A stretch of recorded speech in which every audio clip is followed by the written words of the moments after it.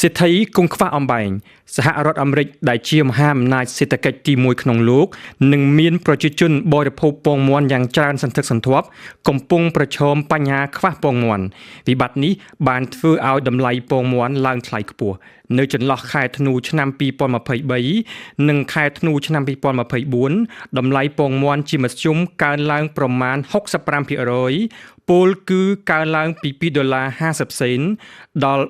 $4.12 សេនសម្រាប់ពងមាន់មួយប្រអប់12គ្រាប់នៅខែមករាឆ្នាំ2025តម្លៃពងមាន់បន្តកើនឡើងបន្ថែមទៀតរហូតដល់$4.95 សេនក្រោយពេលដែលលោកដូណាល់ត្រាំចូលកាន់តំណែងជាប្រធានាធិបតីអាមេរិកបញ្ហាឡើងថ្លៃពងមាន់កប់ពពកបែបនេះបណ្ដាលមកពីការរីករាលដាលនៃជំងឺគ្រុនផ្ដាសាយបក្សីប្រភេទ H5N1 ចាប់ពីឆ្នាំ2022មកទល់ពេលបច្ចុប្បន្ននេះអាជ្ញាធរអាមេរិកបានសម្លាប់មាន់ចំនួនប្រមាណ166លានក្បាលក្នុងនោះ19លានក្បាលនៅចន្លោះចុងខែមករានិងចុងខែកុម្ភៈឆ្នាំ2025នេះបើយោងតាមការបញ្ជាក់របស់ក្រសួងកសិកម្មអាមេរិកនៅតាមទីផ្សារទំនិញមួយចំនួនពងមាន់មួយប្រអប់12គ្រាប់មានតម្លៃរហូតដល់ជាង$10នៅតាមទីផ្សារទំនិញខ្លះទៀតប្រជាពលរដ្ឋនាំគ្នាប្រមូលទិញអស់ពីស្តុកគ្មានសល់ដើម្បីដោះស្រាយវិបត្តិខ្វះពងមាន់នេះអាជ្ញាធរអាមេរិកកំពុងស្វែងរកនាំចូលបន្ថែមទៀតពីបរទេសលោកស្រីរដ្ឋមន្ត្រីក្រសួងកសិកម្មអាមេរិកBrooke Rollins បានលើកឡើងថាអាមេរិកទើបតែបានចុះកិច្ចព្រមព្រៀងទិញពងមាន់រាប់រយលានគ្រាប់ពីប្រទេសទួរគីនិងកូរ៉េខាងត្បូង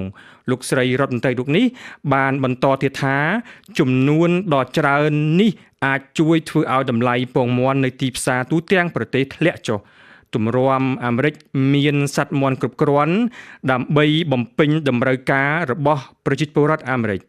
ដោយឡែក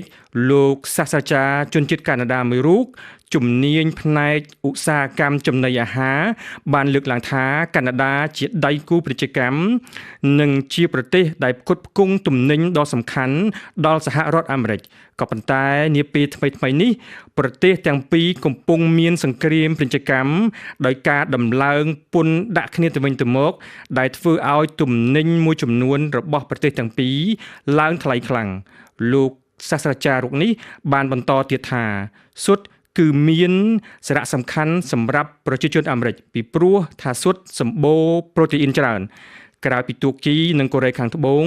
រដ្ឋាភិបាលទីក្រុង Washington ក៏កំពុងស្វែងរកទីផ្សារអឺរ៉ុបដូចជានៅប៉ូឡូញនិងលីទុយអានីដើម្បីដោះស្រាយវិបត្តិខ្វះស៊ុតក្នុងប្រទេសរបស់ខ្លួន។